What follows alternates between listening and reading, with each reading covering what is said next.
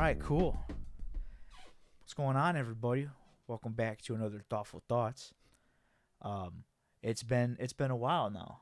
Yeah, it's been probably about 3 months, Yeah, something like that. and by the time this airs, 6 months. No, we're gonna get this cut up and everything Awesome. once we're done. But yeah, I think you know it's a good time, like just because of all everything happening in the world, to kind of talk about happiness. Yeah. You know, and I guess like the meaning of it, and Well, what it actually means, yeah, it seems that's been debated over several centuries, yeah, and it's dozens of centuries. and it's been kind of like misinterpreted, even, it seems like, Oh yeah. throughout. Well, I mean, you even think like as a kid, I feel like people have always defined happiness as the emotional state, and I think a lot of articles that I read were saying it was almost misinterpreted as like pleasure. You know. Yeah, yeah, that's what I was getting out of a lot of things too. Is the we seek the like the small things that we look for the small things to gain happiness, and it's only like it's like a real quick like burst of pleasure, but like then you're back to just feeling the way that you were. And it diminishes over time, because one of the things I was listening to was talking about how a good example would be like, you're on YouTube and Mhm. you're watching YouTube and you're like, I want to watch another one. You've already been watching for like 45 minutes, Oh, and I then fall it just down keeps that going. rabbit hole all Oh the time. yeah, but then you just get like a diminished marginal return after a little bit. You know what I Yeah. mean?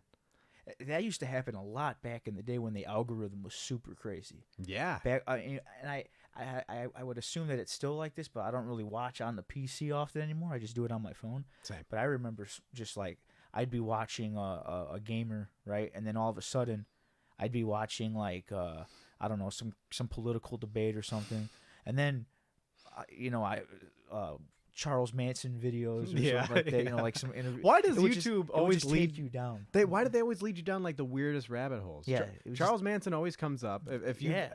been on any rabbit hole once on YouTube, you've seen his videos. Oh yeah. And you've been mesmerized by his crazy eyes. No, not really. Start believing in half the shit he's saying. No, I'm joking. No, not But- at all. But no, not at all, for real. no. And I always find it weird how people get that fascination with serial killers. Yeah, well, it's an easy it's kind of easy to kind of fall down that hole because it's just interesting, like cuz he's clearly crazy, but he believes everything he's saying, Yeah. and he says it so passionately Oh, that and it's you have to watch, oh, cuz you're just 100%. like, what is this guy saying? And He seems to really know what he's saying. yeah, yeah, he seems but it's one thing with all those guys. Mhm. Is like they all like they have something that they're really passionate about, and it comes Oh out. yeah. Like they all have this like one thing. Yeah, well, you know what's odd though is I feel like it's strange that you could tell that happiness comes from within by the fact that I almost promise you that guy died happy, Yes. and that feels unfair in a way. Oh, probably the people that have been waiting for him to die as well had maybe found some sort of relief. Oh yeah, You when know? he finally died. Yeah. But then you think about the bitterness that it caused to even hold on to the emotion against him too, Yeah. and Yeah. you get negative affect. Maybe This if you way. didn't find peace like already, like Mhm. yeah, like that. Maybe like we just said, maybe that was like a quick pleasure instead of anything else. Yeah. Well, because Yeah. I remember back in college there was a class that taught that was about it was philosophy of ethics, Mm. and then they were talking about what separates humans from animals, and I might have even brought this up in one of the previous Heart and Soul Thoughtful Thought podcasts that we do, where there are lower pleasures and there are higher pleasures. Lower pleasures are what animals can experience, like an animal can have sex, an animal can eat food, an animal Mm. can drink. All three of those we all derive pleasure from as well, but animals derive that same pleasure. However, there are higher pleasures that humans can achieve that the animals have no idea about. Like insight, for Mm. example, would be probably the best example, and maybe the only example I can think of off the top. But you and I could sit down, we could work out a problem, and even if it takes us a long time, eventually we'll probably get that eureka moment and just get that like beautiful feeling that only humans can get. And now, however, I'm not saying that's where happiness derives from, but little tiny bits and pieces like that, small moments, you piece them together, it makes for a happy life. Yeah. Like maybe it's all kind of in they're like steps to the bigger like feeling of contentness or Yeah. yeah. Well, because Aristotle, like, one of the articles that you had sent me, Aristotle was, he said that happiness is not a state of being, but an end goal. So you cannot be happy until Yeah, your you gotta life is work at it. over. Yeah. Like it's legitimately like you reflect back on your life and you either had a life of regret, negative emotions, and all the like, or you had one where you actually were always working on yourself, always working with other people. A lot of places that talk about happiness talk about interpersonal relationships being very important for it. You know, you don't see a lot of hermits out there skipping down the road singing a tune. There was a one of the videos you sent, like it was the TED Talk, where he talks about how people like they want to just be like they kind of basically they what they want, or like what they feel is happiness is like it's like the end goal. Like they just want the end goal right away. Exactly. When sometimes the journey is the best part. Yes, exactly, man. And like I look at it, I kind of look at it from like my own past accomplishments, like the the martial arts stuff, becoming a black belt and stuff, like those things, like you work at it, and then those achievements those achievements that I made, like I felt really good about it, and when you achieve things, like it kind of makes you want to just keep going. Like, yeah, I became a black belt at some point, but like that wasn't necessarily the end goal. It felt great, but like I wanted to like keep going. Oh yeah. And there was so much more to that martial arts could have offered. Yeah. And as the time that I spent like after that, like I did, like there's like a whole nother thing besides fighting. There's like the philosophy behind it, and learning about what is behind everything you just learned. It's not even about advanced techniques at that point. It's not even about the fighting. It's just like love of the art. Yeah, dude, martial arts, like, and the greatest example of this is like the monks. Like it really is a religion in a way. Yeah. Like, I mean, they have their Buddhism, but then like just the martial arts itself, like the technique and everything, like it's a lifestyle.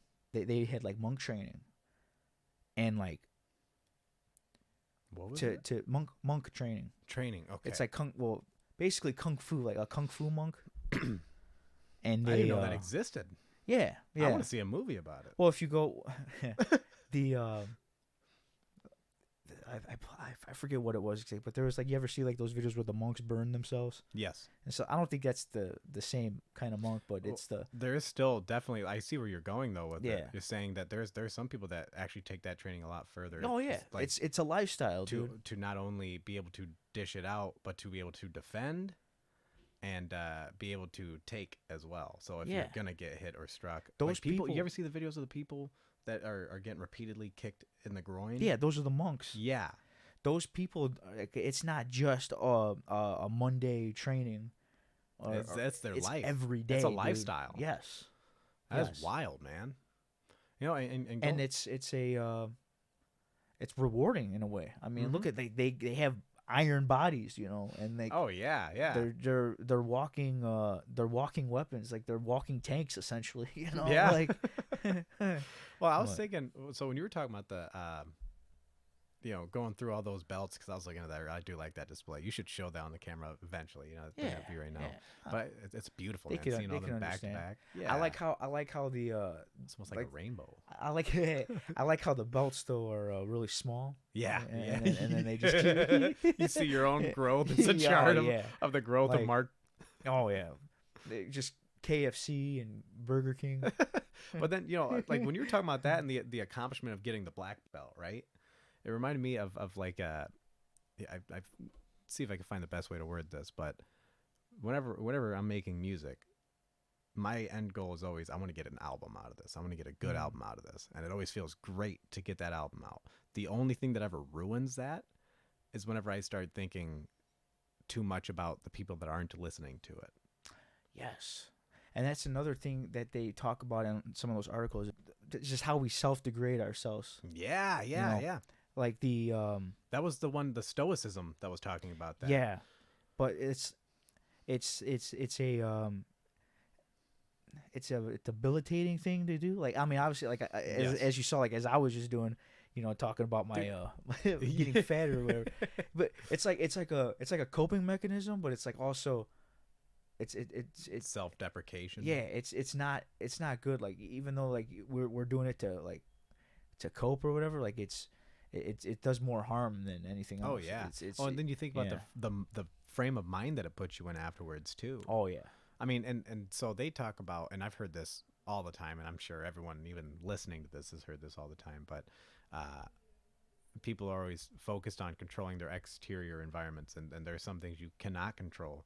And a lot of the articles talking about happiness say the faster that you let go of the concept of controlling everything around you, the faster you'll be able to at least attain a sense of peace, because it's all about accepting things that are out of your control. If you can't control it and you're just sitting there worrying about it, you're creating this reality in your head, this dark reality. And there's a quote in one of those videos that I saw that I really liked where he said, your imagination's always worse than the reality. Like, the way that you're perceiving it, whenever you're putting things through your own mental filter and you're adding all these negative associations to it, it's always worse than what actually happened. Yeah. You're snowballing it further and further and further, and then adding more to the negative emotion behind it than was there in the first place. By worrying and all that, you just you just like kind of just go down a rabbit hole. Mm-hmm. Essentially. Yeah, one that you dug yourself. Yeah. And you you worry about all of it, and it's like you said, there's no way that you can control it. Like, you just need to the struggle is beneficial. Yeah, seriously. I mean, like we said, the journey is more rewarding because if there's no conflict, I mean, what are you going to get out of it? You need the opposites for the opposite to exist. Everybody always looks for like the fastest way to get the outcome Shortest that they path want. first. Yep. Yeah. And in reality, that's not like going to get you. First off, it's not going to get you to that end goal, and even if you do somehow get it, like it's not rewarding. Yeah. It's just like kind of, it's really more just a handout. Yeah. Like everybody wants to like on a pillow. Everybody wants to live life easy. Yeah. And it's of course it sounds great, but in the long term, it's really you don't get anything out of it at all, except the end result. That and a little bit of comfort. Yeah, but a little too much comfort, which I think most people can attest to. This is too much comfort is actually kind of harmful. Oh yeah, makes you when you're just comfortable and you're just lying there, or you're just sitting there, you start to go into your thoughts, and for a while they might be good thoughts, but eventually you go down that black hole in your mind. Yep. And take hold. And it's that's where it just goes downhill from there. Oh yeah.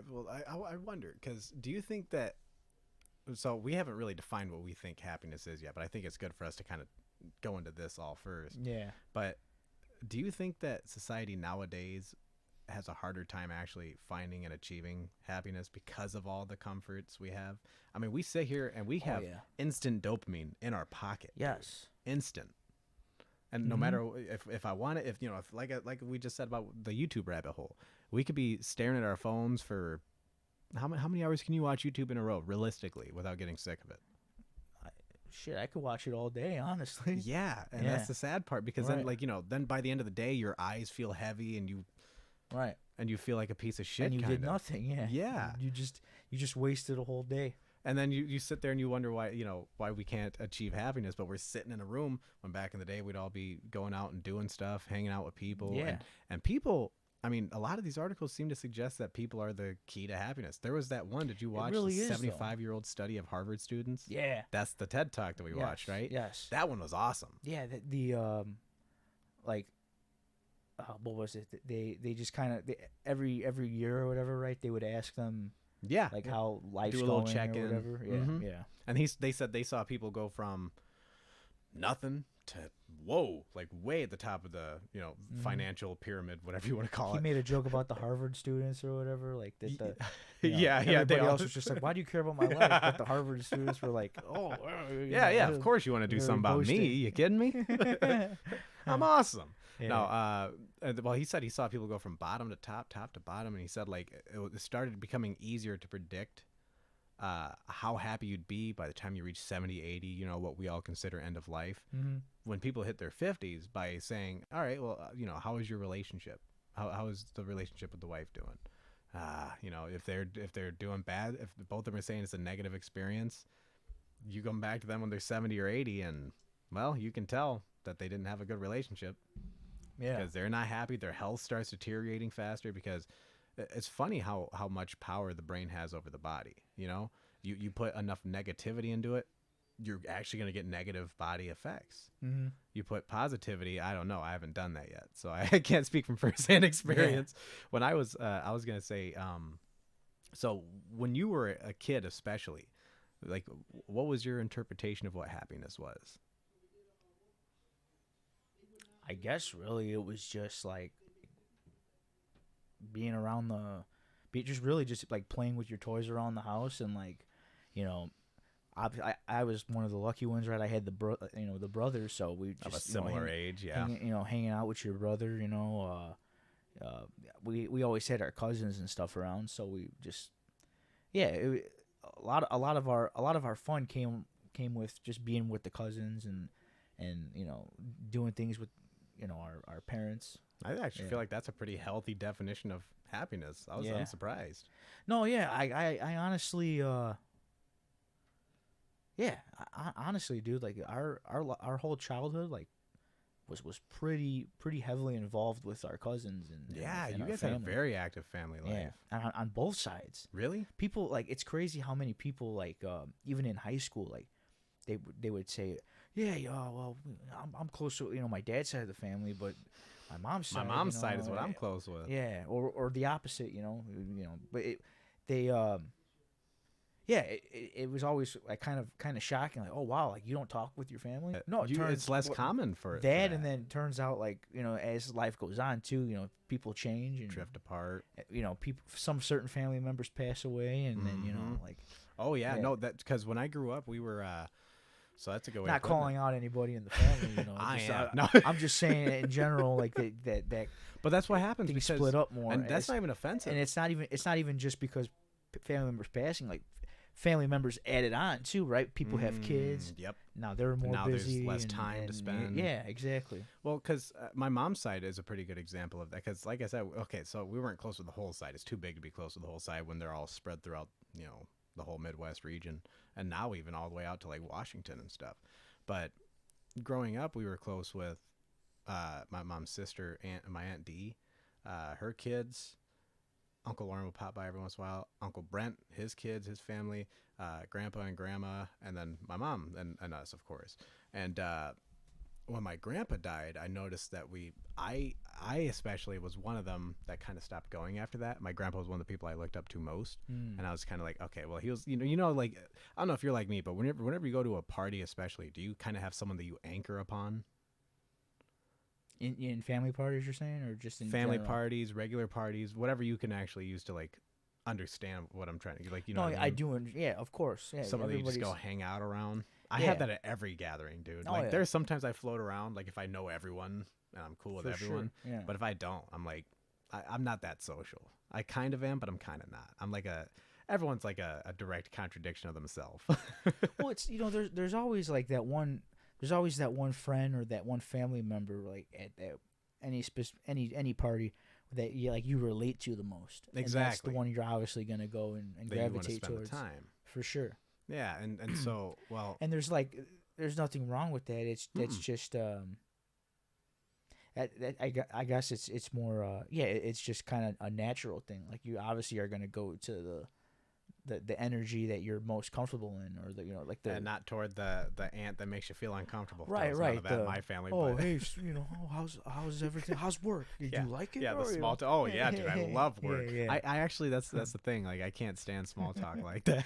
oh man But yeah me neither man. It's like it's very repetitive, oh and yeah, it's like and it's the same shit with whoever you do it with. a lot of people that do it, like they don't mean to. Mm-hmm. Like it's just a natural thing to ask. Like I understand it, but it's just like after you just said, oh yeah, it's going good. Like your whole life, you're just kind of like you kind of get tired of that question. I started coming up with fake responses to it. Yeah, Like, my fiance I will did ask too. me. Actually, I had to watch myself because a couple of times I got a little sarcastic, and I was like, damn, like I probably need to just I, keep I keep do that saying even good. at work. Well, like I'll come home and my fiance will ask like, "Oh, how was work?" And I go, "Oh yeah." Yeah, That's my answer. I do that to my mother all the time. Well, then, Yeah. like, because I used to have a rule of like, whenever I'm done at work, I don't want to talk about work. Yeah, yeah. Because now, I don't know, man. So that's another reason why I think society these days makes it a lot harder to attain actual happiness. Is you imagine back in the day, there was a lot of work to be done. Mhm. You have to do everything to provide everything for yourself. But now we do one thing repetitively every single day. It's so mundane after a little bit. Yeah. You sit there, you do electrical work. I sit at a desk all day and I stare at a computer. My fiance used to sit at a desk and check people in at a ER and stuff like that. And after a little bit, man, it just starts to blend together. You're starting to wish your own time away. I had a customer that called up and he goes, I'm like, oh man, I can't wait until Friday. And he's about 70 years old. He's like, oh, don't wish your time away. What are you doing? And I'm like, that's a fair point, because it actually it gives a little bit of insight into the mind to see that you're wishing your own time away. Mhm. But yeah, so actually, you mind if I divvy back and go back to like the way that I interpreted happiness as a Oh kid? yeah. Because I was, not I wouldn't call myself sheltered, but I had those types of parents that like my dad used to like to play this game. You'd go, hey, can I go to Troy's house? Go ask your mom. Hmm. Hey, can I go to Troy's house? And she said my dad made her do this. Go ask your dad. And after a little bit, you're like, all right, dude, I'm just holed up in my room, whatever, Yeah, yeah. And so for me, like, I had a lot more time to kind of dwell, and I always kind of considered happiness to be that pleasure, that emotion you can have of pleasure, and I always considered it insanely flaky. Like it's one of those things that I'd call it more fleeting, I guess would be a better word for it, where it's like it's here and it's gone. Then you're right back to whatever you were feeling before that. But I've also kind of been like historically like an addicted to sadness type, you know? Hmm. I don't know if that makes any sense, but I used to, No, yeah, you're not that you want it, but you're just kind of like it feels normal maybe. yeah. And like, Yeah. it almost makes you more of a pessimist, because then you'll be sitting there. And I remember, when I first started writing music, I couldn't write anything serious. I couldn't write anything poetic. Yeah. And then once I was able to, I'm like, okay, this kind of helps me find my voice and discover who I am. And then I started doing it like all the time. And then there was one point where I was trying to write an album, trying to write a song, couldn't think of anything. And I actually thought myself into a depression again. I was actually depressed again for a period of time when I wasn't prior to that, because I was just like, oh, what do I want to write about? Searching through all these depressing, then you put that all into your mind and it starts to spill out into the real world, where now that's all you see. Yeah. And so, I mean, I would define happiness as, how would you define it? Actually, I'm curious, because I'm still kind of at a loss. I feel like the end goal of life would make most sense. Maybe staying positive throughout life and not letting things you can't control bring you down, and the things that you can control, just grieving them in a normal fashion, as opposed to snowballing it in your head and making it worse than it was. Like, I mean, how long does it take to like grieve death, for example, for most people, like a normal, healthy, happy person, quote unquote? There's no timeline that I could think of. Maybe once it gets past 2 weeks, they consider it major depression. If you have 5 out of 7 symptoms that define major depressive disorder for more than 2 weeks, you're considered depressed. So is Yeah. that the timeline of what you're supposed to grieve at? I guess grieve actually maybe is like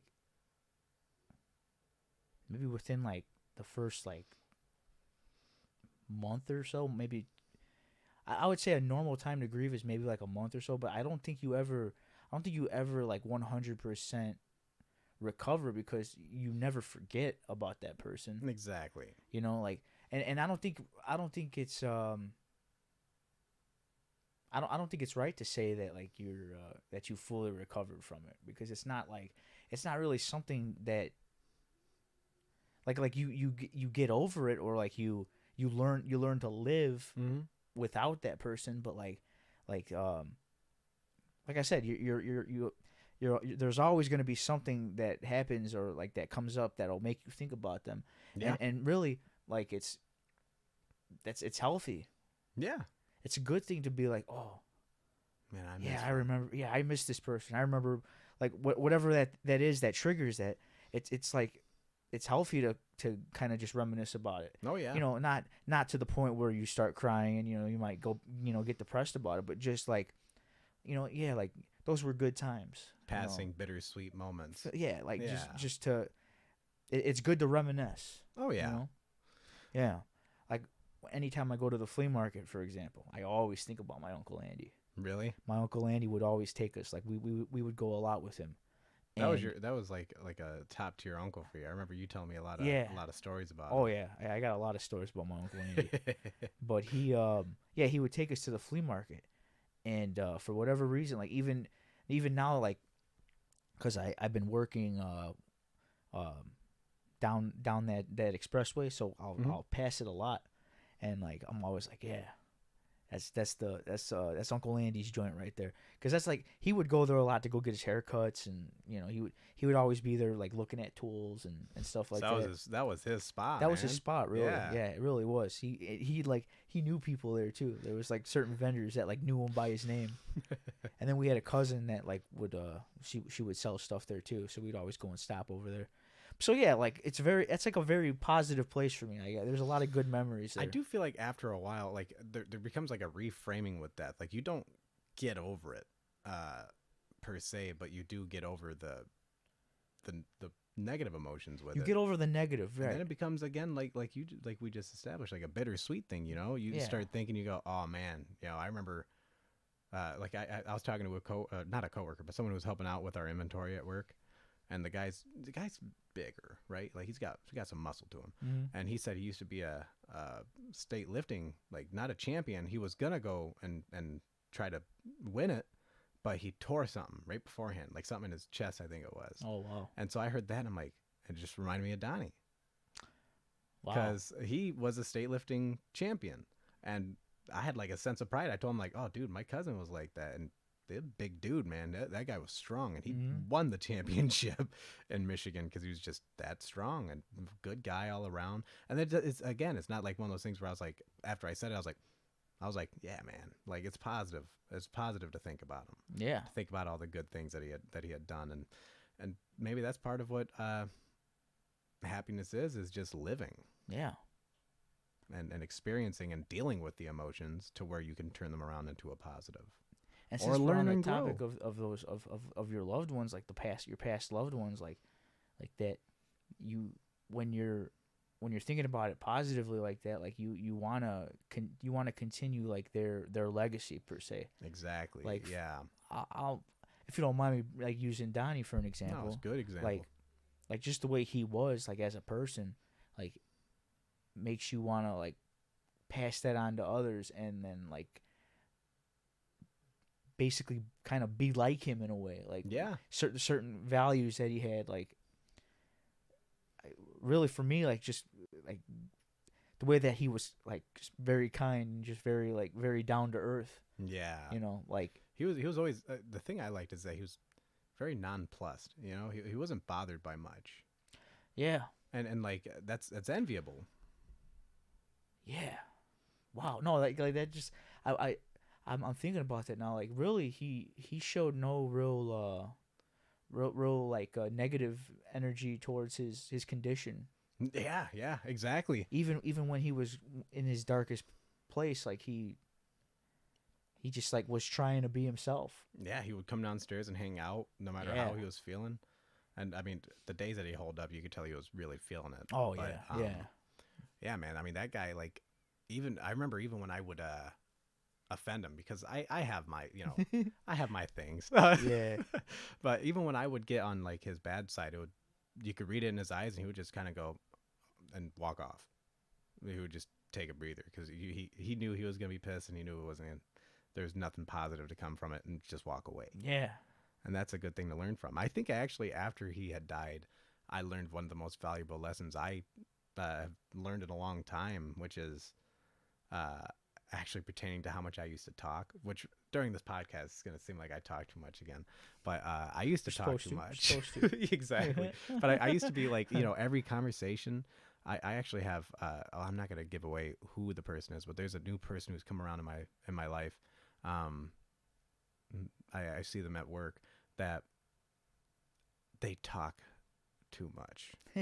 And dude, there's so many people like that, and I know some guys like that too. and it's like every time I go, I'm just in my head like, I remember when I used to be like that. My grandma once gave me shit for it. She was saying, she looked at me. I don't know what we were talking about, but she just goes, you talk too much like your grandpa, and I'm like, thank you. I know you love him. Oh, right.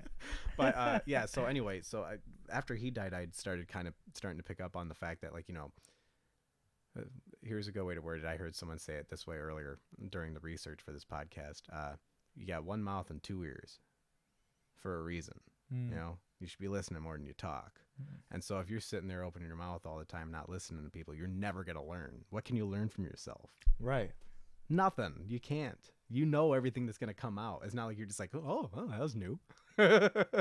Unless you're just bullshitting all the time. But yeah.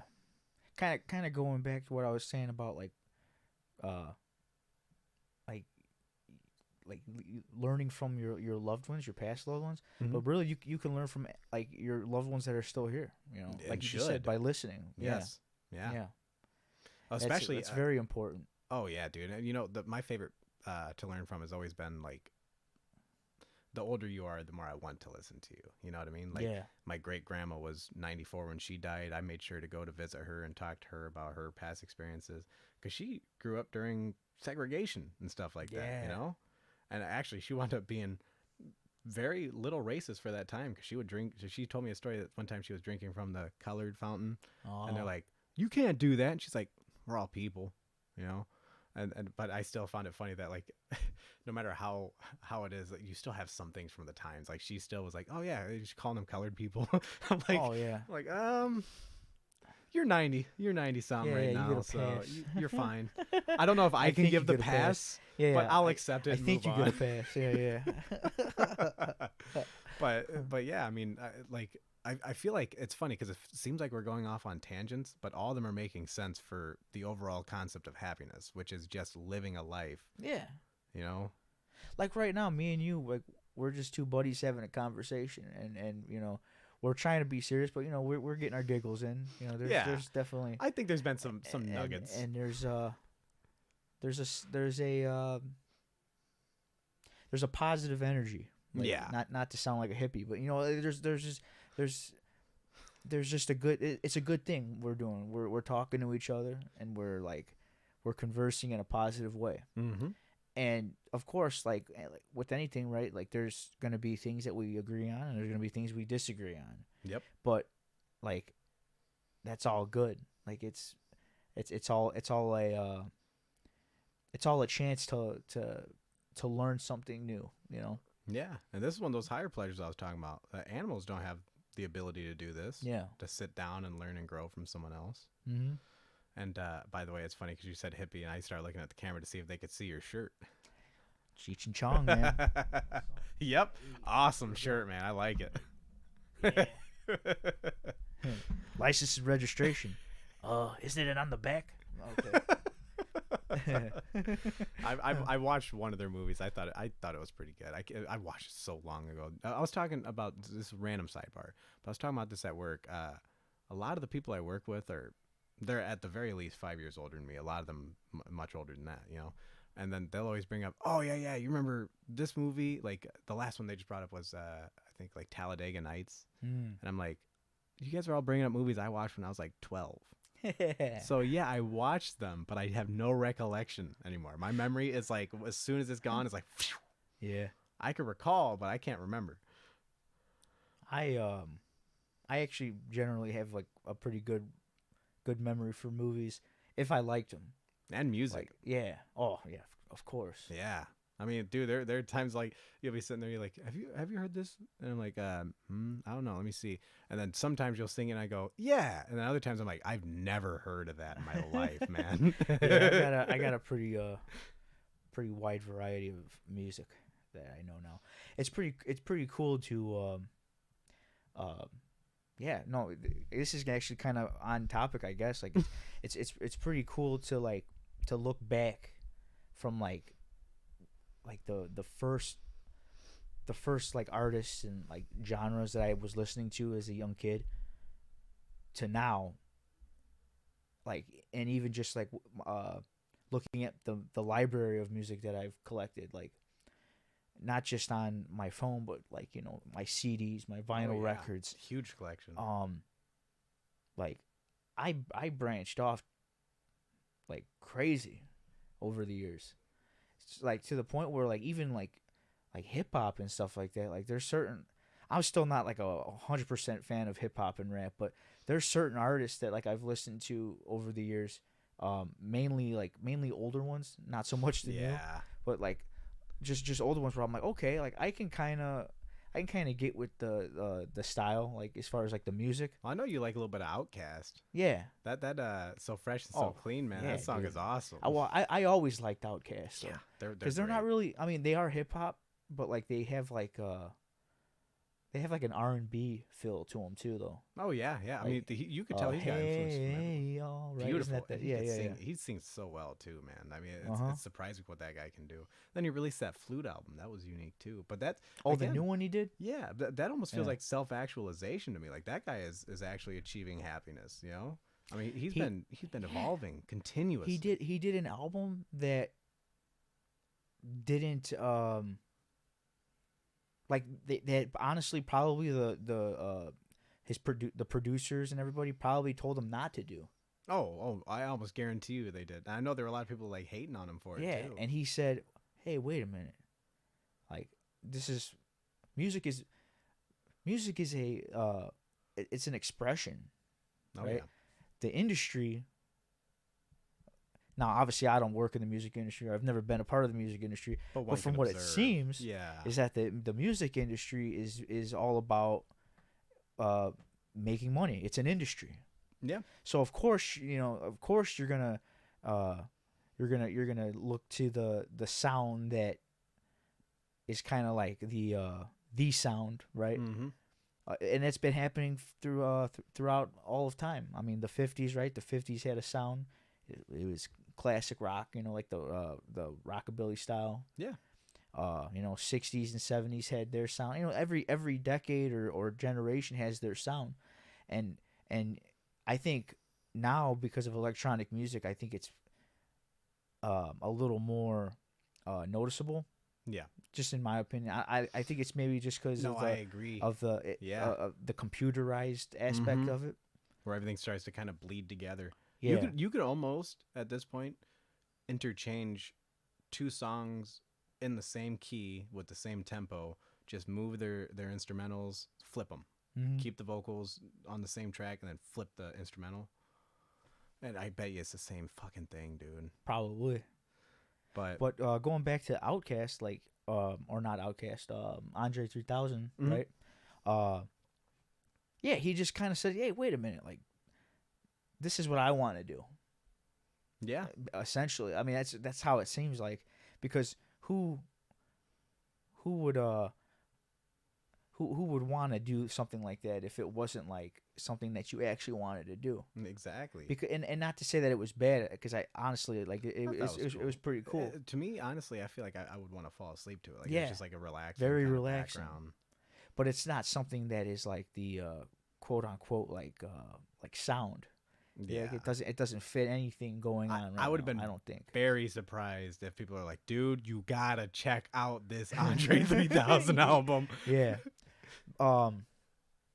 And especially a guy like him, because he's out there, like he's kind of He's he's defined. mainstream. Yeah, he's defined. He's already a You part know? of the hip hop culture permanently. Other guys like I'm trying to think of what his name is. Talking about Big Boy? No, there's a jazz artist, John Batiste. Is that the one that your brother's into? I think Nick's heard of him.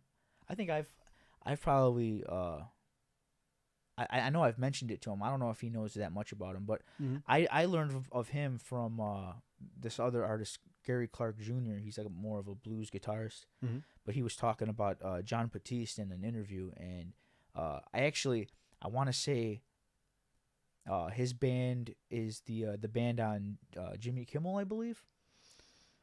Oh, I know the name, but the Roots maybe. No, that's the late what's his name? With Conan. Was not that Conan? Not Conan. Or Kimmel? No, not Kimmel. No, what's the other dude's name? The other like Leno, Big Chin. the guy that replaced him. It wasn't. Was it Trevor Noah? No, wow, I'm very embarrassed right now. I can't. I'm not even think of this dude's embarrassed, man. name. Talk shows are all shit. They're All the very good ones shit. are gone. All the good ones are gone. Jimmy Fallon. Oh, it is Jimmy Fallon. That's the one I'm thinking of. That's Okay. Roots. Okay, so he's the one with The the Roots is on Jimmy Fallon. I think John Batiste was on Jimmy Kimmel though. But anyways, he released some stuff that was very like I guess you could say like it was jazz, but it was like what's the word I'm thinking of? Like not not mainstream jazz or anything like that. It was underground. It was just very like contemporary maybe is the word I'm looking for. I was thinking like alternative maybe, but I see Or what you mean. alternative. Yeah, like something that's out of the norm, like it's a unique. Yeah, it's just something different. Like you can tell he took some stuff like certain sound like just like kind of classic jazz, kind of classic blues kind of sound, but he just made it his own, and it wasn't anything that was like super like they became super popular, but it's just a really good album. Well, that's what I don't And get. it's like something it's just something that like I guess a musician or somebody that's just into music would appreciate. And that's why I think it's almost like it almost feels better to come up with something new as opposed to following a template, like an established template. Yeah, I think a big thing with a lot of today's like musicians and stuff like that is, like I said, like for one, there's kind of this like template, Mm-hmm. and with like social media and all that, right? Like it's more important to stay relevant than to really kind of be artistic. Well, I actually feel like to bring it back And to be what the topic- unapologetically artistic. Oh yeah, well, to bring it back to what the topic is, man, it's like Yeah. because that actually reminded me, like when we just released our album, Mhm. Zio and I, we released Red Skies and Blue Tides last week, a whole week ago. We did no build-up marketing. Zio might have posted something. I didn't stress it as much as I used to when it came to releases. I used to want to put out stuff, but I started realizing, man, it's like all that part I get no enjoyment out of. You get the same end result as if you didn't promote it at all.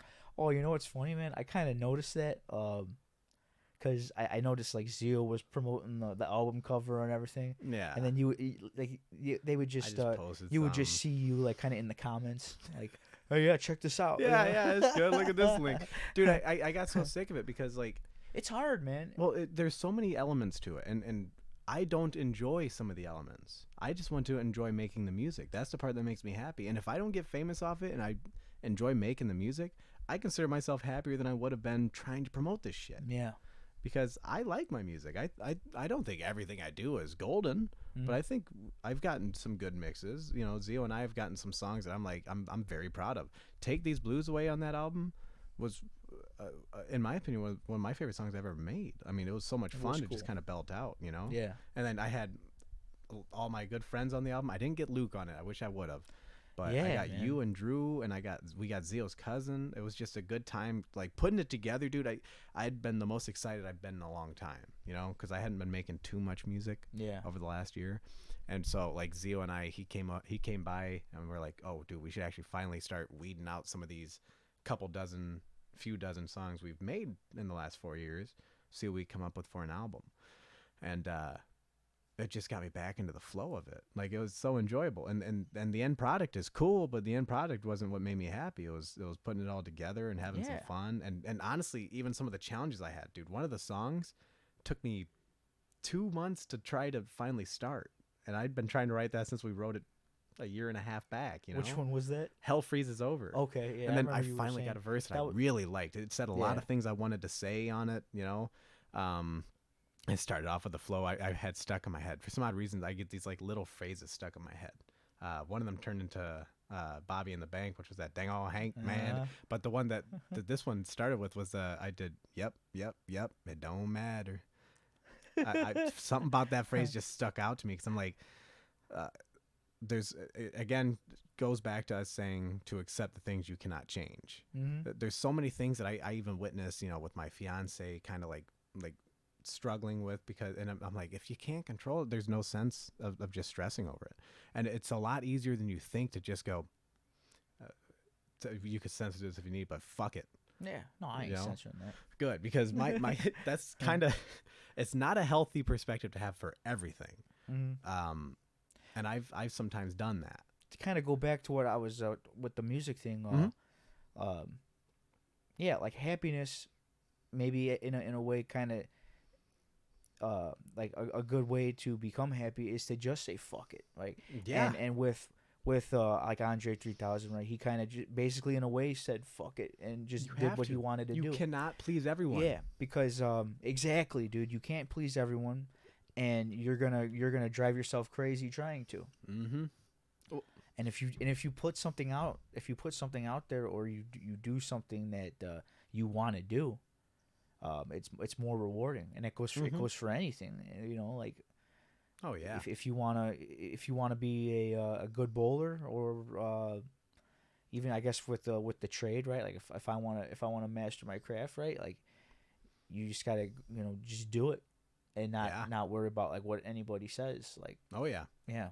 You got to live your life, and you do got to listen and learn. You got to live your life, dude. Like, you know how many people, again, everyone, it happens with everything. People saying, oh, you need to do this. You should do this. You got to do, you know, like for example, Luke was telling me, and I think it was awesome. Some of the advice he gave me was really good.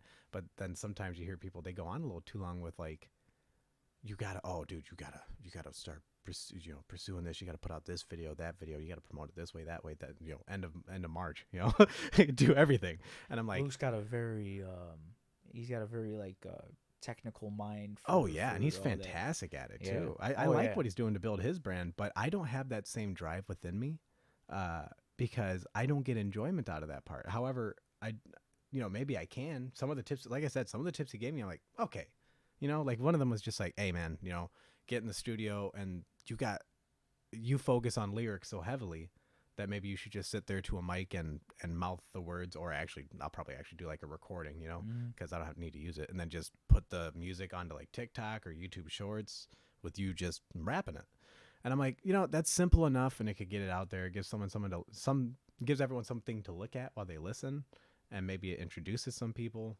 Yeah, I've always been a very big believer in just like the idea that the art, whether it's like painting or music or whatever, like the art speaks for itself. That's exactly my thought. And you can market the shit out of any of it, and you can be on top of it, and you could really honestly you could do that for a solid year and get nowhere.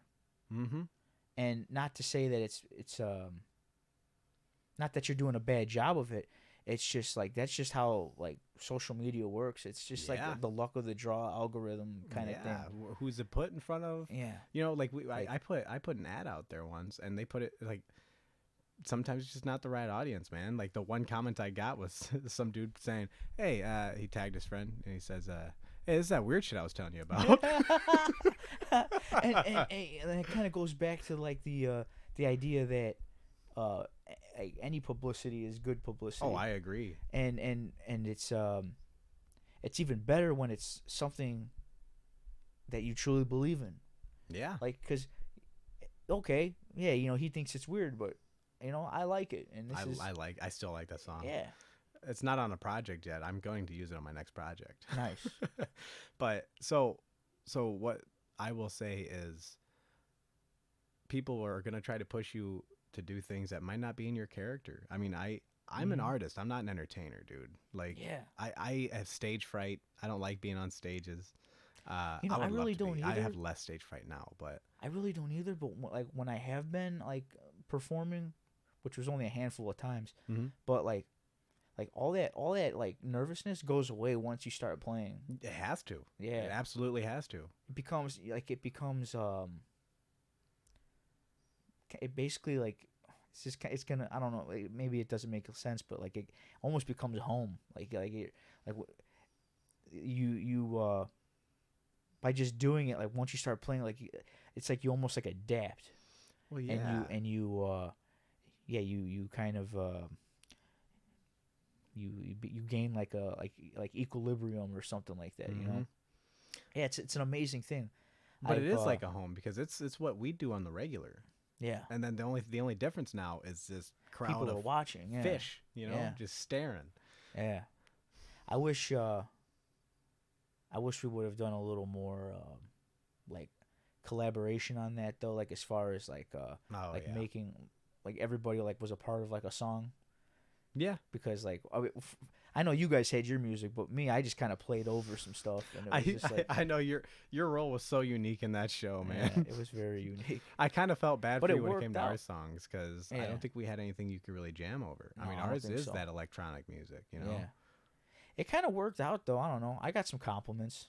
I was, and you deserve it. You yeah. shred, man. Not that I I mean, yeah, it was nice. Not that I wasn't looking for it, but like it was not that it was important is what I'm trying to say. Like it Yeah. just was it was something cool. Like I think But the I experience, don't think that it was spectacular, but experience we is got nice. something out of it. yeah. Yeah. And I mean, even reflecting on it and just having like, you know,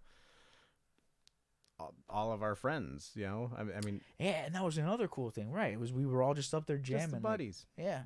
And I mean, it was a good time. I mean, even putting it together, there were some parts that were fun, some that were not so fun, but nothing that really stood out as like a bad time, man. I mean, I remember sitting in the studio with Drew and Zio trying to come up with bars for the song that Luke wanted us to do, Yeah. and I liked what came out. I mean, And you see, it's funny. Okay, like this is our happiness right here in a way. Like yeah, this is like a part of our happiness is the music. Me it and you, has like to be we're talked about when it comes we're to we're happiness. talking about this, and like there's no we're not really defining happiness, but we're showing it right now, Yeah. which is amazing. Mm-hmm. Yeah, But then I just thought about that right no, now. but, Like but that's a fair way to word it, man, Yeah. because like we've already established, there's only so much you can say about happiness. There's been so much thought about it, and yet there still is yet to be a clear definition on Yeah. what happiness is. and you know what? It's because there really isn't. There is not. Because everybody's happiness is different. Mm-hmm. And that's actually one of the things I was going to say, because the way I define happiness is going to be different from how other people will. Yeah. I mean, I love music has to be a part of it for me. Mhm. Comedy has to be a part of it for me. You know, a good and I think for everyone or most people would agree that close interpersonal relationships need to be a part of it. You know, like I want to have my friends around, I want to have my fiance around, my family around, and that seems to be enough for me, dude. I don't really need much else. Mhm. And putting out the music for other people, I've realized I don't give a shit anymore. Like, if it takes off, cool, I'm happy, because I put a lot of thought into these lyrics. I'd like people to hear them. If it doesn't take off, dude, and I die, it's gonna float in the ether. I don't even care. Yeah. I had fun making it. I've I've had so always much been- fun making music. Yeah. I've always been the most happy with music, like just jamming with people. Yeah, yeah. And like You're the our person who got me into jamming a little bit. yeah, our jamming is unique because it's kind of like it's just like electronic meets a Yeah, guitar I or find a it saxophone. it's so hard to like mesh the two, but we make it. We've actually We gotten make it work, yeah. and I do. Zia was talking about how you and I need to get our album going again, but we Yeah. did have one song that came out of it that I think worked out pretty It's well. been very cool. It's like a knockoff reggae, you know? Yeah, yeah. Yeah, That you can't. it's something. It's It's something. That's good. down I the like line. the sound of it. Yeah, Sorry, it's what a were you very saying? cool song. Oh, dude, it's really. I Oh do no, think you we'll you need to basically revisit. you're talking about what I was saying. Just I think if we're gonna give happiness any kind of like terminology, Mhm. I guess it's happiness is just what you make out of it, what you make Yeah. out of your situation. Maybe Like, when happiness is becoming who you are. You know, Yeah. Like, finally, the self-actualization, Mhm. becoming who you are, and not really caring about the external, Yeah. being you unapologetically, the full you. Yes. And I just find it with how many eyes are scrutinizing, man. I wonder how much strain that puts on people to be actually happy. You know how many fake personas we see online every day? Oh my God, man! Not even just online, but just in real life too, man. Yeah, people put on a face. That's Everyone's two-faced. You ever think about the phrase two-faced? Mm-hmm. It literally is saying they put on one personality when they're at home and another personality when they're here. Now, there are people that put on different masks for different situations, but everybody's two-faced, in my opinion. Oh yeah. Not, there's maybe a few that have merged the two Because together. but everybody has their real self, and everybody has their at work their accepted self. Yes, Yeah.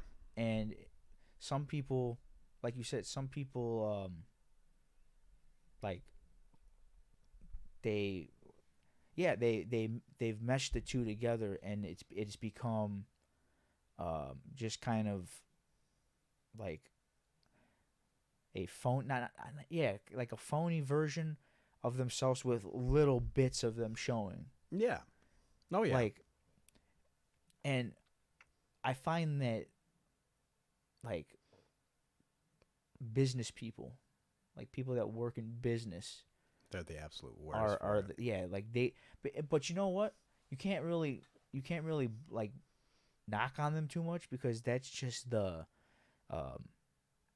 pressure of the environment. that's the culture that they're in. Yeah. You have to be a certain way, because you're trying to either sell something or whatever, promote something, and it's you have to be a certain way for those people. But it's fatiguing too, because I Yeah. mean, I work in an industry where I sell material, right? And so I have to be social. And I've already established earlier I'm not as social as I kind of can be. Like I can be very social. I can hold a conversation, you know. Mhm. But then I it's get funny home when you and say that, because it's hard to believe that, because I think with me and you, like we're good buddies, so we see the Yeah. best, like we bring the best out of each other in certain ways. But dude, I get home from work and I'm fucking socially drained. I straight up sometimes, I'm not even gonna lie, and I hate this part, but sometimes I come home and I'm just pissed off. Yeah. Oh yeah, me too, dude. And like I have a dog and a fiance, and I don't like take it on them and like fucking strike them or anything, but I know Right. sometimes I get an attitude, I get quiet, I get in my head, Mm-hmm. and that's almost just as bad.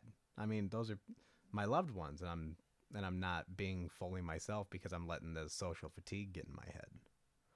And I feel like it's hard to have like that disconnect of the two faces we were just talking about, and still try to be happy. It's just not possible. You're gonna wear yourself out. You're stretching yourself thin. You know what? Another thing that people do, like everybody, is we've put the we always look just like for the weekend.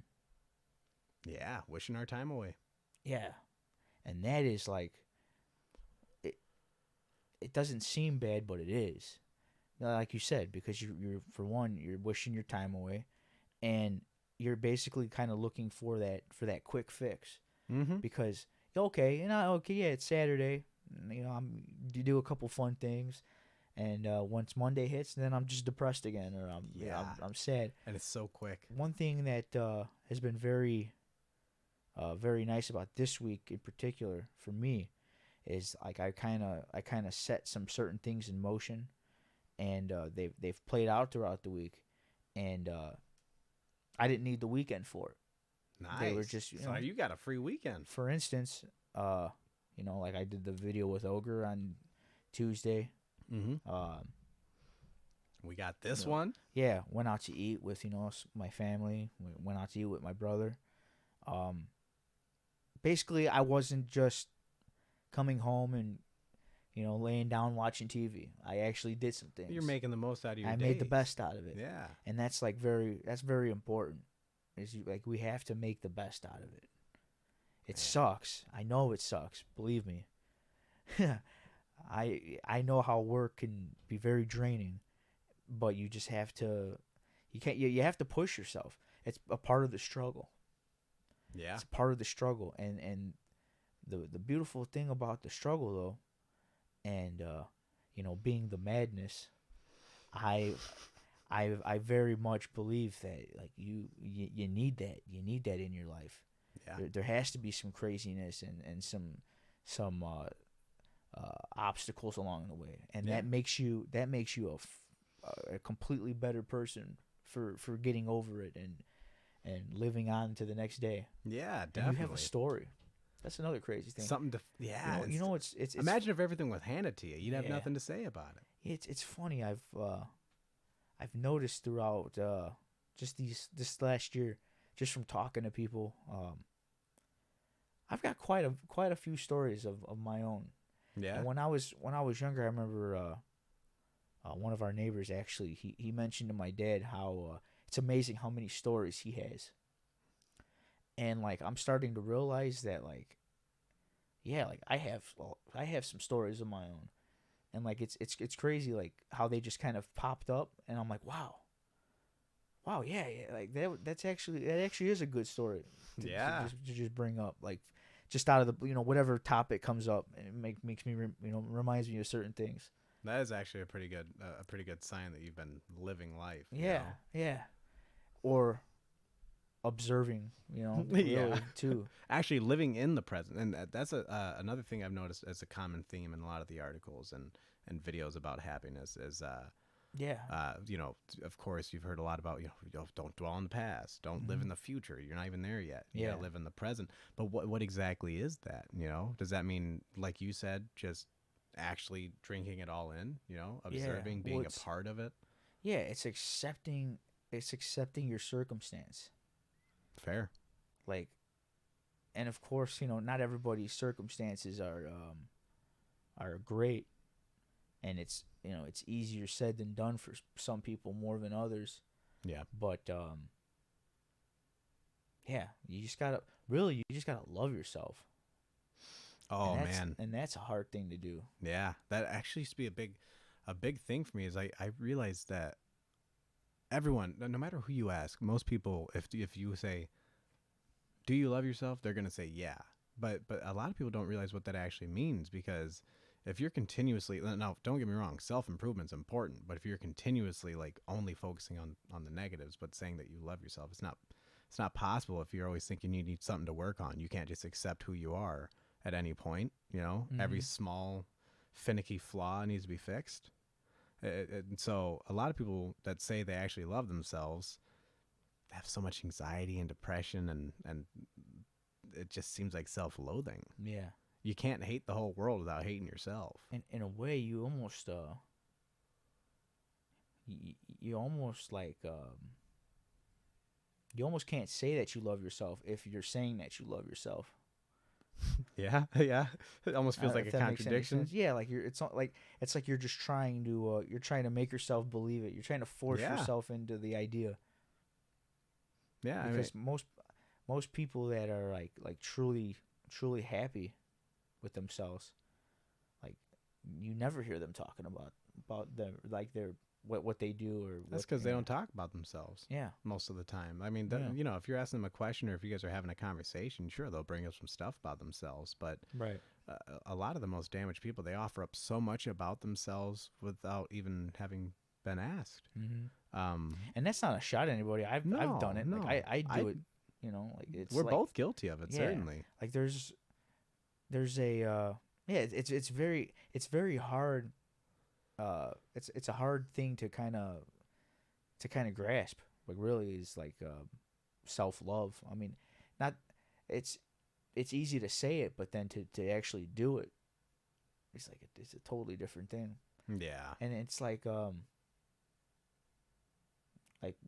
with all the outside stuff going on in the world, like just like how society like they've molded like the image of how you should be, or like not even necessarily how you should look, but just how you should be. It's like, now you're trying to just live up to that, and Yeah. there's just a lot of outside factors that make it harder to fully Dude. take on that idea of self love. Mm-hmm. And Yeah. like they say, I mean, the opinions are like assholes. Mm-hmm. Which Everyone's got one. which goes back to the idea of like fuck it, just Exactly. just hey, look. I'm gonna be me. I've been throughout my whole life very, very bothered by judgmental people. Like, it's one of my biggest like Yeah. pet peeves, I guess you'd Very call it. cringy. I fucking hate it. I can't stand it. Like Yeah. when people presume they know where someone else is coming from, and they add their own intention behind the action. It just doesn't make any sense to me. Like, like you'll see someone, I can't think of any good examples, but somebody will do something, and then you'll hear people always have their input on why they did that, and they never give them the benefit of the doubt. It's always some sort of negative self gain, something like that. Like they always think there's some Machiavellian fucking reason for them doing what they did. And then I've always been the one I played devil's advocate, man. I grew up with my grandpa was always like one of the least judgmental people I knew. Of course, everyone has their opinions of something, Right. I'm not judgmental. Everyone, you have to judge. If you're a conscious being, you're going to judge. You're going to have an opinion.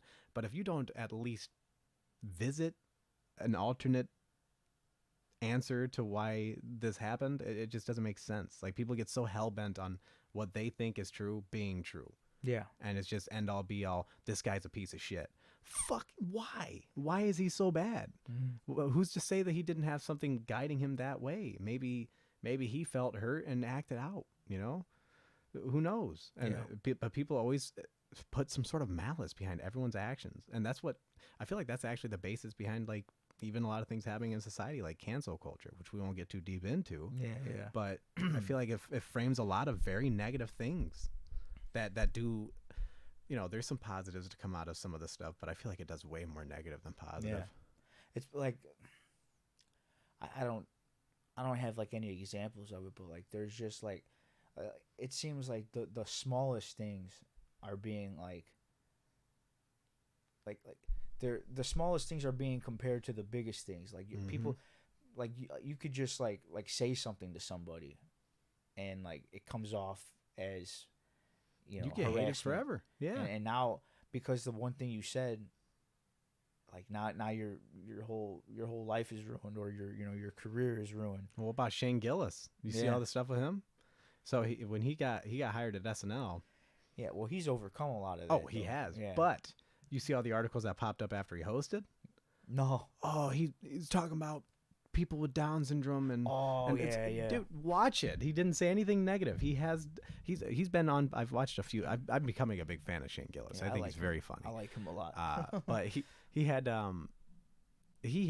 a few people with Down syndrome in his family, and at one point he was on a podcast with like Andrew Schultz, and they were making some sort of joke about Down syndrome kids. I don't think they were making it like with an incredible amount of malice, but it's still, Shane was like, he was backing them back. He was saying, he was pushing back on it. He's like, I don't really find that funny, dude. Like, they're the happiest people you'll ever meet in your life. And I'm like, so now the guy who defends them to the death because they're in his family, they're like, oh, he's making jokes about them. It's like, shut up. Yeah.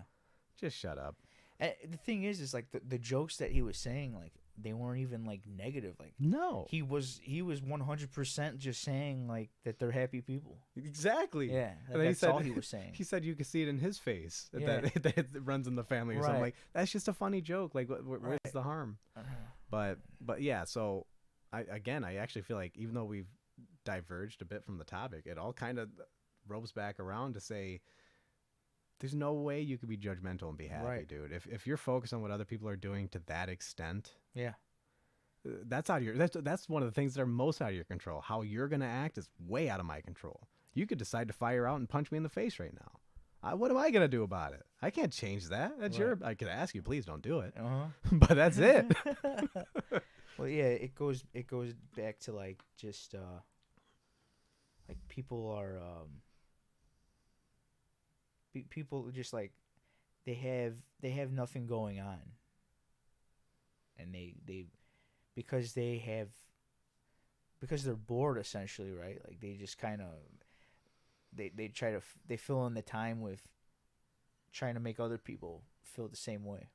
Or Is do what they it seems like. do they lack that self-love and search validation from others maybe, and they find the way to do it is to write some divisive piece that gets attention. Yeah.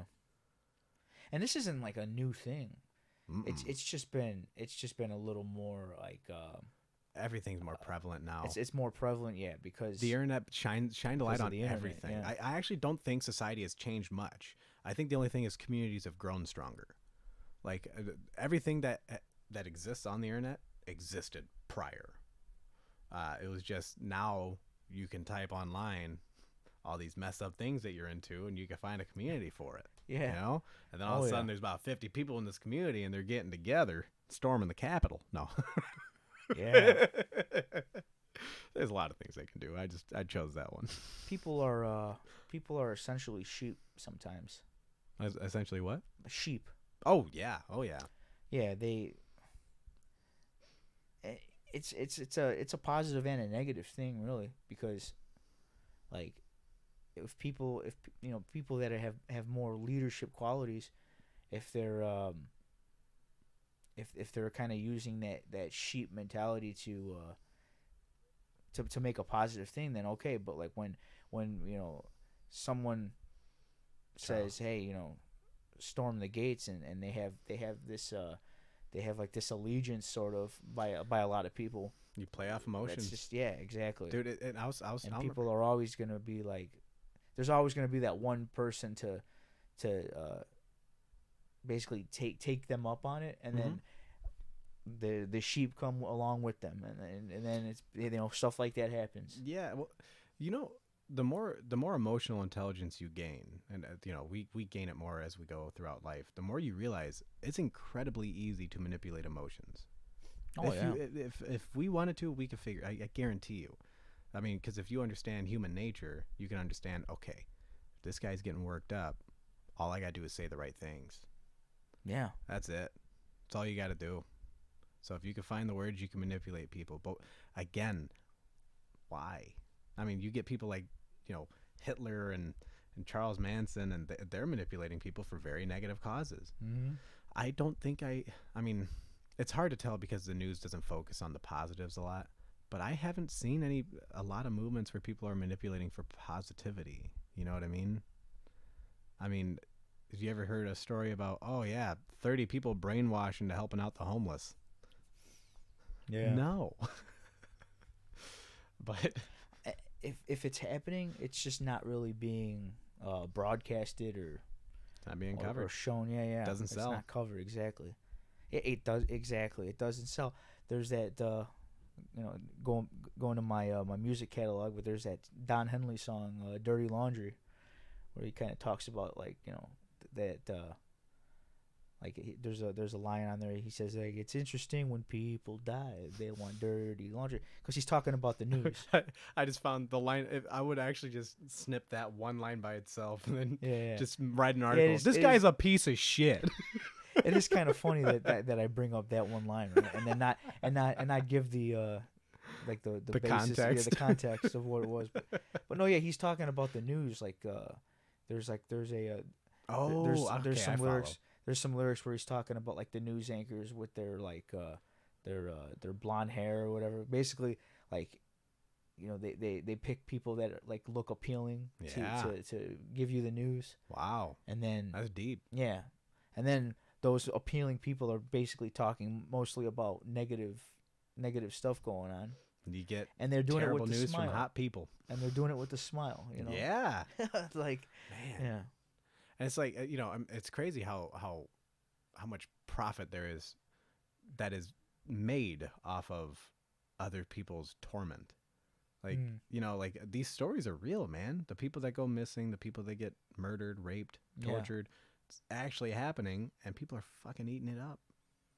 And it's very quick. Like Mhm.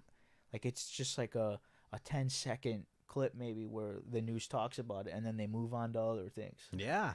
It's like, oh, well, here's your recognition, or here's your acknowledgement. Yeah, your And, 5 minutes of and there afterlife you go. fame. And now on to the next crime. It just makes me think, though, like, even that goes back all the way to the beginnings of mankind, because think about gladiator sports and public Mm. executions. And, dude, people, like, a lot of people get bloodthirsty whenever they think that they've been wronged in any sort of way. I mean, they turn on people so fast. Oh, yeah. It's incredible how fast you could get the whole world damn near to turn against one person. Mm-hmm. You just got to hit the right buttons, Yeah. And right now in the world today, like, people are definitely they've found the right buttons. To kind of go back on the topic, maybe Okay. maybe these things that we're talking about right now, they're kind of distractions to make you unhappy. Like, they don't really mean anything in the long run. Well, that's how you fund consumerism. You Yeah. make people unhappy. They always want more. Exactly. And there's there's a market for that. Like, and you have to you have to kind of, you basically have to ignore it, but it's so hard to ignore it because it's all over the place. Yeah. Yeah. It's there's And then everyone's there's talking no- about it too. Yeah. I don't watch the At news. work, dude. At the break, in Exactly the what I was break gonna room, say. Yeah. when you're driving home, and if you still listen to the radio, right? Like, it generally always pops up something political, whether it's, and then especially like in the times of like the when people are campaigning, you always hear all the campaign ads, and Yep. that's a you almost have to just shut off all forms of media. Yeah. Like, Yeah. I mean, we're coming up on. We're not far from the election year. We're a lot closer. What was it? No, this is the election. This year. is the election year. Yeah, So it's all gonna been start. going on. Oh, I'm 'Cause not looking forward to Trump that. Trump's been I know Trump's been out and about. There was that Robert F. Kennedy Jr. or Mhm. whatever. Yeah. Yep. He was doing his thing. But people were Um, saying that he shouldn't use the Kennedy name, but he's a Kennedy. I don't. Yeah, I don't know. But he's actually a what is that? He's third party, or not third party. Is he? Oh man. What is did I that? say? Third party for? He's an independent party. But independent. man, he's probably what is third that? party? There's He's like third party. He's an off-brand politician.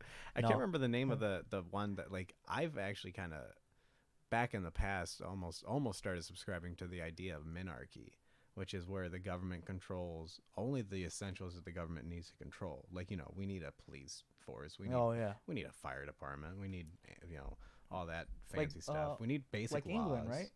I think they do have a little bit of one, but they definitely have a bit of control in Parliament. Yeah, because weren't they called the English monarchy at one point, or? Yeah, they did. Yeah, yeah. But then they branched away from monarchy into like a parliament system, if I'm not mistaken. And if I am, it's on here for all you guys to watch. I don't care. No, that makes sense because, like, they had well, in the early days, obviously, right, it was the queen or the king, Yes. but now they have a prime minister and all that. Yes. Yeah. Yeah. And they're the ones, I believe, that relay the message of parliament, if I'm not mistaken. Now, I don't know, because I'm just a stupid American. Yeah, I don't. Yeah, exactly. And they don't teach us that shit. I could. It's weird, right? Like, all these government classes we have, and they always just kind of brush over all those things. Yeah, but you they never visited it. really truly have an understanding of any of it. Oh yeah, dude. Yeah. All school was telling you, oh yeah, you're gonna have to worry about this next year. Then next year came and you didn't have to worry about it. Yeah, yeah, man. You're gonna have to learn cursive. Every essay you write is gonna be in it. No, we typed all of it and wrote all of it in regular. It's funny, like, government class. I remember in I think that was my senior year. Senior year, I had to take like a government class, and I genuinely thought that like we were gonna actually learn something and like maybe get a better understanding of the government, and it ended up just being all terminology taught the whole year. It was just like vocab. Yeah. It was a Yeah. vocab class. It's actually a pretty good definition for what most social studies and science is remembering words and phrases. Well, no, Exactly. why is this? I never, so I was always good in school, but I've never had a very good memory. And I actually am of the belief that the only reason why I had as good of grades as I did is because everything was multiple choice after No Child Left Behind. And my recollection, dude, is like this. If I'm looking at 4 choices, I can weed out 2 of them and go, oh yeah, no, that was the answer right there. And I could get a good grade. But now if you were to say, all right, what is this? And give me a blank field, that's how my mind would look. As blank as that field. Yeah. Because they didn't teach us much, man. It was just literally read this book and memorize it. And I'll tell you what's going to be on the test. Yeah. No, that's true. We've gotten so far off topic, but I love it. Yeah, well, it all kind of goes back because happiness is an overarching concept, so you need to talk about the basics of life, right? Right, because exactly. That's what ends up molding the happiness, I guess. Right? Yeah, it's what molded you as a person. Exactly. There's it's a never-ending process. Mm-hmm. Because as long as you're living, you're always going to be experiencing something in some way or another. And then when you pass, that's like the perhaps maybe like the ultimate form of happiness. If as long as you lived your life to the fullest, and then if whether or not you believe in heaven, right, is in a whole nother form of happiness in a way, because that's it all comes full circle. Mm-hmm. And really, perhaps maybe there's not even really a need for the idea of happiness up there. It's just maybe it's just a state of being. It's just a state of being. Well, and so I guess like my brain keeps coming back to, I wonder if happiness is just the way you perceive, Yeah. Like you're either going to perceive stuff in a way where you're unhappy or where you're happy, depending on what your thought process is behind everything that you experience. Now, there are some people, there was a Jim Carrey joke that he's like I can't remember what the guy's name is, but he was talking about some historical, like famous television host from back in 70s, 80s. I think Mickey Rooney might have been who it was. Okay. And he said, like, he's like, man, that guy could turn anything positive, like he could be looking out the window and see a nuclear explosion, just go, oh, wow, look at that, kids, come here. Isn't it just wonderful how something so beautiful could just rip your face right off? But again, it's all about framing, because there are a lot of people who could look at something negative and without even being like divisive about it and offending people, can genuinely be okay and content with what is out of their control. It happened, like let's try to learn and grow. Yeah. And maybe that's just what it all boils down to. You have to in a way just kind of like let go of like the I'm trying to think of an example, like for instance, like you get into a car accident or something, right? Okay, now you have a fender bender, right? Like the obvious things, right, are like all the negative things about it. Okay, for one, you might not have a car anymore, or you have to buy a new car, or go through the whole thing with your insurance to get it fixed. Insurance is such a nightmare, and all that kind of leads you to feeling just kind of stressed out and unhappy. Yeah. You can let all that bother you, or you can just say, well, it is what it is, and just kind of move on. Yeah. And and then once it's over, it's over. But whenever you do the first route, when it's over, it becomes a story, and then all you do is bitch about it. A story, dude. Yeah. Or it becomes a story where you look back on it with some I guess you look at it comically. Yeah. Like, oh, you remember when that guy, hit me in the site, or I just bought that $20,000 car, or I don't know, maybe that's actually cheap, $100,000 car. They got totaled And in it 3 got totaled seconds. in I 3 remember seconds. Oh man, that was great. No, and well, that's exactly where it goes, because Yeah, it will become a you do. story to most people, but like for a healthy, happy person, at least the ones that I've experienced, if they're telling a story like that, they're like, oh yeah, no, that's happened, and this is how I dealt with it. But then you hear the people that are very, very unhappy, and they'll be telling a story about getting hit. They're like, dude, it fucking sucked, like I had to go deal with the insurance. And they were giving me the runaround. I had this person doing. It's like, oh yeah, dude. Thank you for telling me this story, man. I couldn't have lived without it. Yeah. Yeah. Man, oh, I can't wait, or hopefully I never have to experience that, Yeah, and then you do experience it, and you're like, oh fuck. Now you have this this negative you already have this negative outlook on it. yeah, Yeah. kind of planted there from the Yeah. other person. Yep. And I guess it becomes your decision to let that phase you or not. Yeah. And it's how often do you hear that everything comes from inside, dude? Like, I mean, like no matter what, only you can control how you react to stuff. And so if a negative event happens to you, sure, you can let that negativity flow through you if you want, Mm-hmm. or you could absorb it and fucking take it like a champ. Yeah. Move on. Frame it positively. Learn and grow. Oh, I learned how to deal with insurance a lot faster. Yeah, right. And now you can pass that information on to others. Yeah. Yeah. You have a story to tell. Oh yeah. Look, don't get me wrong, man. I'm definitely by the definition of everything we've spoken about, I'm not yet a happy person. Oh no. I think I will be. Yeah. I think I'm going toward it. And even, dude, I even like, it might get me down a rabbit hole where I start studying some of the stuff that we've been looking into. Like some of the videos that I was sending earlier, I was really getting into. Yeah, I was too, actually. Like the ones about the concept of stoicism, I want to learn more about, because I couldn't spill it out for everyone. I know to be stoic is to be perceived as emotionless. But I think I already have some natural elements of stoicism that I'd like to maybe expand upon in the right way, because they say that an element of stoicism is not only helping yourself, but helping your community too. So it's not even a selfish thing. It's like, learn to absorb the world as it happens to you, and then just be whatever you're going to be anyway. Yeah, that's an interesting topic, because it's like it really, like, kind of with everything we're talking about, it kind of is the like the ultimate like where you want to be, basically. Like everything that we're talking about, like, you kind of, if you're able to grasp it and actually like live that life, you would probably eventually become that, like, almost like an endpoint. Oh yeah. Yeah. I gotta learn how to be like But it's so hard to actually practice these things, and like actually like learn these and make them qualities of your life. Mhm. Well, yeah, because it's yeah. easier to talk about it than to actually. Right. And it's like that's the thing about this, is it's like hopefully maybe someone will watch this one day, and they'll start to reflect on it a little bit, and maybe they'll be able to actually live some of this. Oh yeah. And make it a part of their lives. Well, and what people realize is what a lot of people don't realize is everything is effort. Everything takes time. Yeah. No one ever starts off perfect. Like so how I always used to word it is, you start off life selfish. Like babies are selfish. There's a Louis C.K. joke about it where he's like, you never hear a baby go wah wah, but how are you doing? How was your day?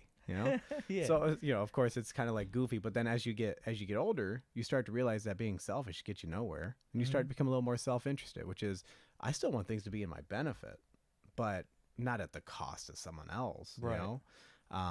Like you had to rely on mom to get you some milk or something. When you were a little kid, which is why you're crying. You at least say thank you now. Right. Yeah. And you now don't throw a fit. Yeah. Right. Now when your mom makes you food or something, you're like, oh yeah, thank you, and you actually learn to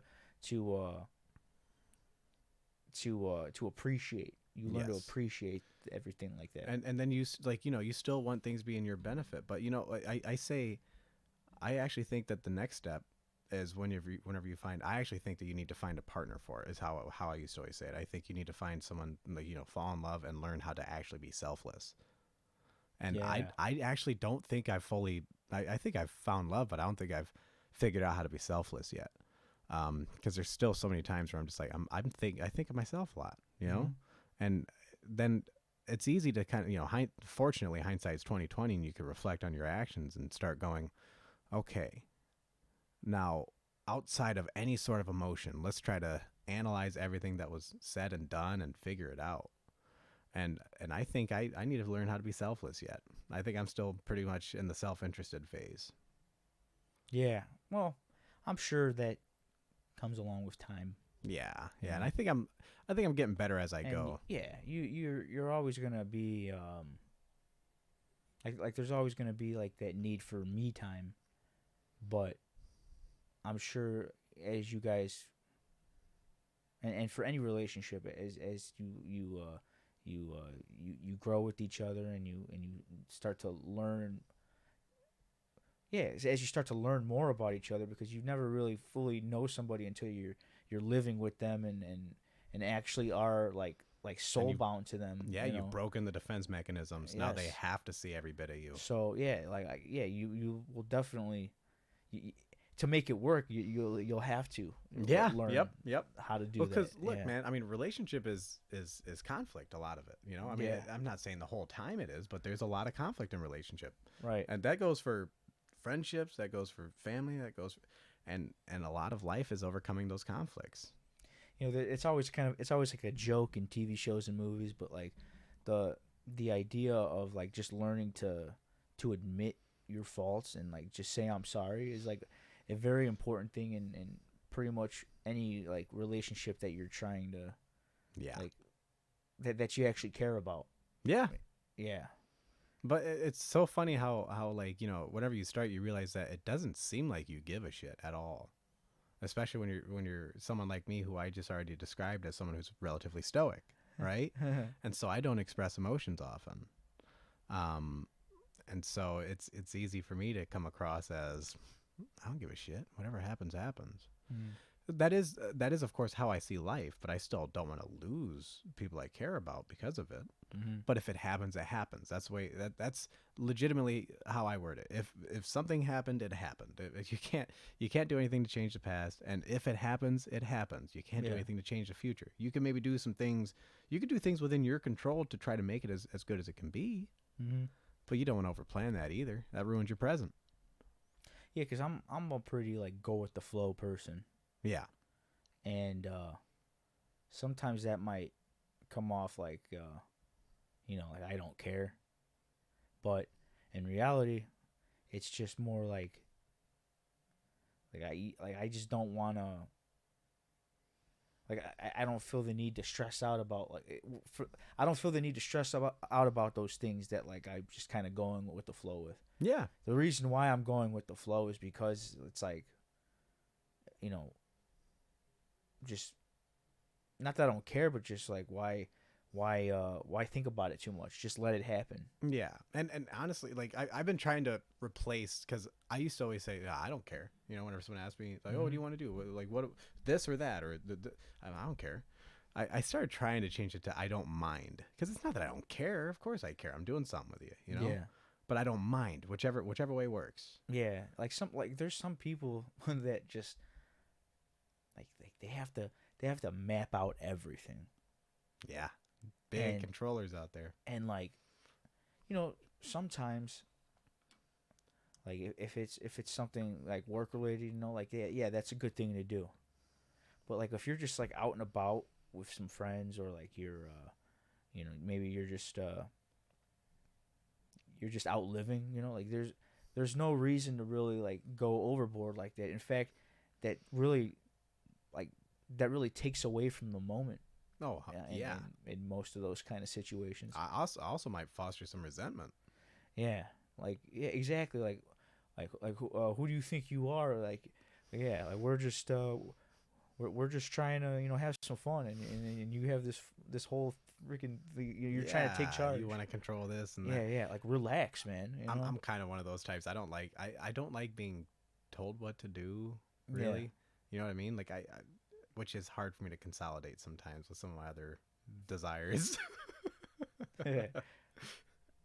Yeah, no, it's definitely something to I guess, look at, like, whether whether you're more on the side of wanting to plan everything, or if you're a little more laid back, like me. Like, I would definitely sound more laid back. Like, there's a good time and a bad time for both. Yeah. And so, like, yeah, it's just, I guess what I'm trying to say is it's a hard thing to grasp sometimes, but, like, like, definitely something to work at. I feel like the best way to explain, if I were trying to explain to someone who likes to control everything, why they shouldn't do it to the people they love, I would straight up say it's because don't you love someone for who they are? I mean, if they're just an extension of you, then all you love is yourself. And that's way less healthy than anything we've been talking about, man. An actual narcissist is incredibly dangerous. Have you ever met? I don't know if I've met an actual narcissist. I have a few people I'd say are pretty close to it. One of them was well, I'm not going to say what their relationship was to me, but they had a form of power over me. Yeah. They were a boss. I'll say it. And dude, like, man, it's like you could tell that at any point they could just snap and destroy someone because they don't give a fuck. All they care about is themselves. If there's something that wronged them, they're just going to lash out. I've definitely met some people with those qualities. Scary. Yeah. The thing, like, they're pretty manipulative people too. Like, oh yeah, you gotta watch them. Oh yeah. Yeah. To kind of wrap it up, there's really no true definition, and to kind of go to what that one guru guy was talking about. What was his name? Sadhguru. Sadhguru. Dude, I want to check out more of his stuff. I subscribed to him after watching. Yeah, like, there's, I guess, people that are happy, or that are truly happy, really don't need to define it. Or it was something that I guess that I think that is actually because I mean, that's a fair point too, because why would you need to? Yeah. I mean, unless someone's asking you what, it's hard to, again, I think even for people that are actually happy, that would call themselves happy, also find it hard to define. How do you define that to someone who's asking you, why are you so happy? Yeah. Because I don't anchor on stuff is probably what the answer is. Yeah. I don't anchor on the negative. And the world reflects what your brain tells it to reflect. Mm-hmm. That's how you can't perceive vision but through your own mind, So really, like, the whole idea, I guess, is to not be so to not be so, like, down on yourself, and to not, like, overthink, to not let other people, like, or not just other people, but just, like, situations, to not let those things, like, put you down. Yeah. And just live your life and be productive. Yeah. Just be productive. Like, keep idle mind is the devil's playground. Keep your mind on something. Focus on things. Like, focus on your interests. Just work at living. Yeah. And honestly, I feel like another key component to bring up, be with your loved ones. Yeah. Oh yeah, that's important. Be with the people that make you happy. Mm-hmm. The ones that you enjoy, that you can spend an hour 45 minutes chatting with. That's right, man. And not even think a thing of it until it hits the hour 40 mark. You're like, oh shit. Yeah. Oh yeah. Exactly. Oh shit, he's got to wake up and go to work. Oh shit. Yeah, I got an hour to sleep. No. Hopefully this was a fun discussion to listen to, and we will definitely be back for some other topic. Yeah, we'll talk about another one, and we'll do it, I think, sooner this time.